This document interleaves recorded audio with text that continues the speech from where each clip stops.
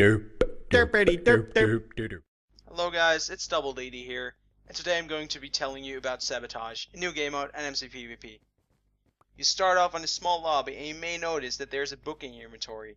In that book you can read all the rules you need to know for Sabotage. There's also a small parkour for you to kill time.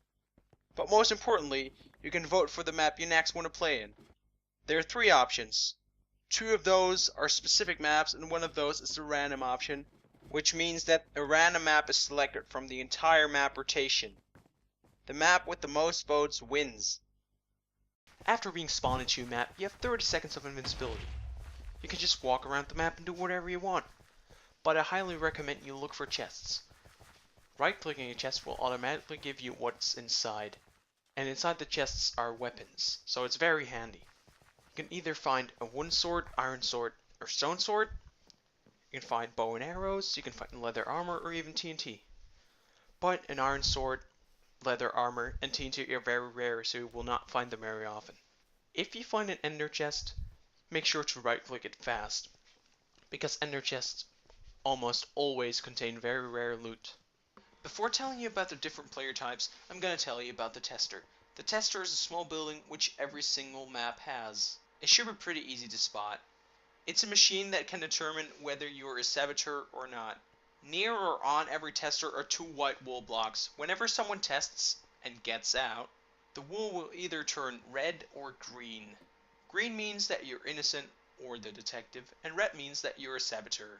However, saboteurs can hack the machine with something they can buy in the shop, so beware, you can never fully trust anyone who has green wool.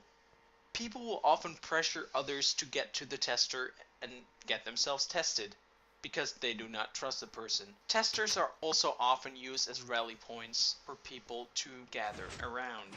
After 30 seconds of invincibility, the real game starts, because now you'll have a job to do. You'll either be an innocent, the detective, or a saboteur. As an innocent, your objective is to kill all the saboteurs. If all the saboteurs are dead, you win. Every time you kill a saboteur, you'll be rewarded with karma. Karma is the currency in Sabotage. Every time you fulfill your objective, you gain some karma.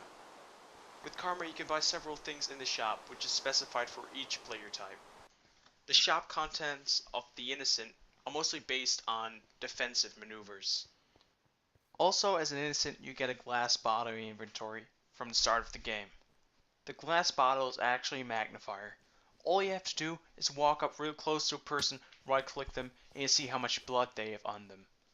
This could mean they've killed someone if they've lots of blood, but that can also mean they've taken damage in any form. So therefore it's just there to give you an inkling if the person may be your saboteur or not. You can never be entirely sure, so don't base your judgment on it. If you're the detective, your job is also to kill the saboteurs. If all the saboteurs are dead, victory is yours.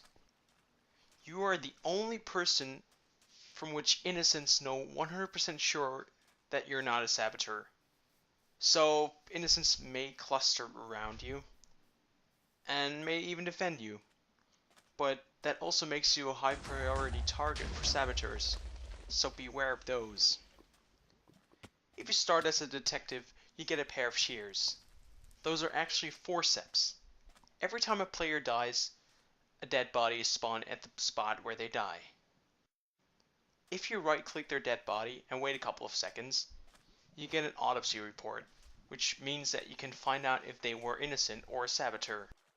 The shop contents of the detective are pretty meager. You don't have a lot of options. But the options you do have are mostly based on uncovering people. And last but not least, the saboteur. Your objective as a saboteur is to kill all the innocents and the detective. The only thing is, you already exactly know from the start who your fellow saboteurs are, which means that there's no figuring out at all for you to do. You also get a magnifying glass from the start, but that's just for show. Your shop contents are pretty awesome. You get some pretty neat stuff that is mostly based on killing people and deception. If you want to give Sabotage a try, the server IP is in the description below. And if you enjoyed the video, leave a like and subscribe. It's much appreciated.